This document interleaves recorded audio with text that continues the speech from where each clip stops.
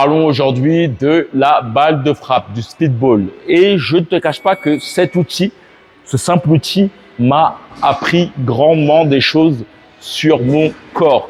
Et pour moi, en fait, plus tu prends conscience de choses dans ton corps et plus justement la lame de ton épée est aiguisée pour le combat.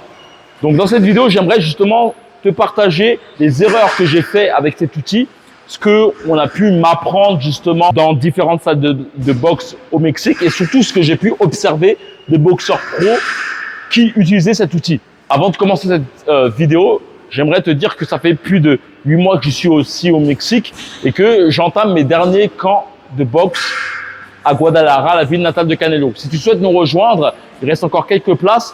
Il suffit simplement de cliquer sur le lien dans la description. Le but de ce camp, clairement, c'est de te permettre de rentrer en France, dans l'Hexagone, pour tout niquer, surtout pour la rentrée prochaine, afin de, pourquoi pas, rentrer pour la première fois dans une salle de boxe, si justement tu te restreins parce que tu sens que tu n'as pas le niveau, pour clairement gagner ton premier combat ou, encore mieux, niquer tout le monde dans tes compétitions.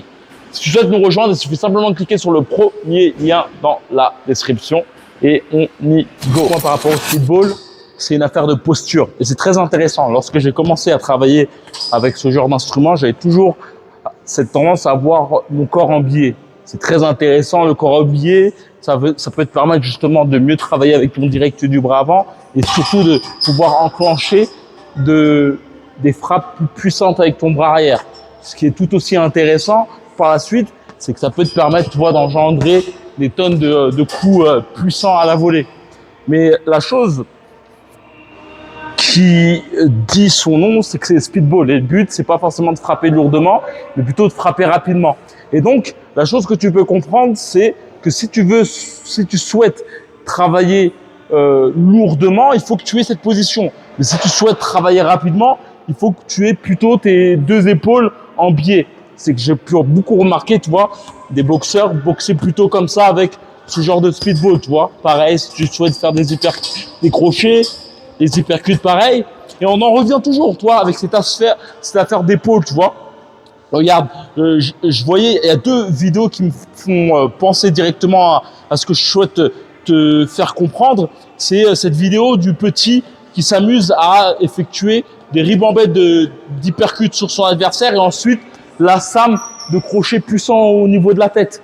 Et en somme, il y a aussi cette vidéo aussi qui me parle de ce gars qui envoie un bon coup au niveau du corps de son adversaire. Ce que je souhaite te faire comprendre, c'est que si tu souhaites jouer sur la rapidité, ça ce qui est très intéressant, si tu souhaites fatiguer ton adversaire, joue sur le côté horizontal de tes épaules. Mais dès que tu souhaites justement, et d'où l'importance aussi du positionnement de tes pieds en fait. Tu peux te permettre justement d'avoir tes 2 épaules de la sorte horizontale, mais fais toujours en sorte d'avoir tes pieds en biais comme ça et non comme ça. Sinon, tu ne pourras pas te permettre justement de rapidement switcher sur la partie verticale qui te permet d'avoir plus de puissance. Car en somme, là, tu vas fatiguer ton adversaire. Puis si tu souhaites justement mettre un coup plus puissant, il te faudra simplement switcher, tu vois, avec ton épaule et ton talon pour ensuite, tu vois, envoyer un peu, tu vois, ces grosses frappes à la bas collée et pour ensuite frapper, tu vois, comme tu peux le voir, il y a ce côté vertical au niveau du dernier coup, tu vois. Après, un point qui est très intéressant par rapport à cet outil, donc là, tu t'amuses en mode rapide, dès que tu veux faire mal, l'autre chose qui est très intéressant aussi, c'est le côté, j'aimais bien parler de ce délire de colibri. Le colibri, il peut bouger sa tête comme il le souhaite, mais ses ailes vont continuellement battre rapidement. Et c'est pareil, ce système de colibri, c'est-à-dire qu'en fait, il faut que tu puisses justement mettre ta tête n'importe où et pouvoir frapper tout de même à l'emplacement où tu es, tu vois. Et ça me fait penser beaucoup à...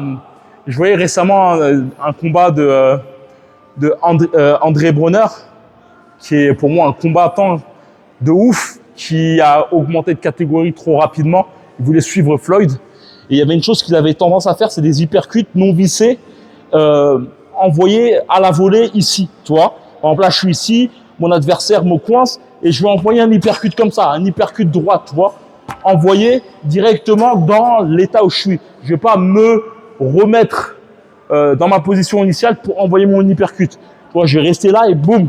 Et ça, c'est le même principe. Avec ce genre de speedball, en fait, il faut t'habituer de beaucoup jouer avec tes talons. Tu vois, là, par exemple, je vais rester ici au niveau, tu vois, à ce niveau-là, et tu vois, je vais envoyer des coups comme ça, tu vois, boum, boum, en utilisant que le talon, tu vois. Ce qui est très intéressant, c'est que je peux switcher par la suite à ce niveau-là. Tu vois, je switch à ce niveau-là, et bam, je joue pareil avec les talons. Boum, boum, boum, boum, boum, boum, boum, boum. Je suis dédicace à Emmanuel Augustus, comme d'hab. L'importance des genoux, vraiment l'importance des genoux. Ça te permet vraiment de beaucoup travailler avec le speedball. Tu dois vraiment lier tes genoux, tes épaules et tes talons. Ce qui est très intéressant aussi, c'est par rapport au positionnement de tes pieds. En fait, si tu joues rapidement, tu vois, et si tu joues avec puissance, tu vois, tu vas pas avoir le même effet au niveau des des talons, tu vois. Bref, lie aussi, tu vois, tes pieds avec tes poings, tu vois, avoir ce côté rebond qui va te permettre justement de pouvoir mieux comprendre ton corps et tu vois, pour pouvoir être plus rapide aussi sur cette capacité à pouvoir, tu vois, hop, je m'installe là, je me déplace, hop, boum, boum, tu vois, ça te permet d'être plus fin, tu vois. Comme j'ai pu te le dire en début de vidéo, ça fait plus de 8 mois que je suis ici au Mexique. Et clairement, j'entame mes derniers camps ici à Guadalajara, la ville natale de Canelo. Si tu souhaites justement nous rejoindre pour ce dernier camp, l'objectif pour moi est tout court, te permettre de revenir à l'Hexagone et tout casser à la rentrée. Que ce soit pour te donner du courage pour aller dans une salle de boxe. Si tu sens qu'il faut tuer un peu de niveau, et ben, en sortant de ce camp, ça sera le cas. Si tu souhaites gagner tes premiers combats ou clairement le must, tout fusiller pour tes compétitions. On est en tout petit comité, ce qui me permet justement de pouvoir vraiment faire un camp totalement personnalisé. Ce qui est le must dans tout ça, c'est que clairement, tu pourras faire des sparring avec différents boxeurs ici au Mexique, ce qui nous permettra par la suite de réarranger justement les prochains entraînements par rapport aux erreurs qu'on a vues durant tes confrontations. Donc, tout est compris, nourriture, hébergement et aussi surtout les entraînements.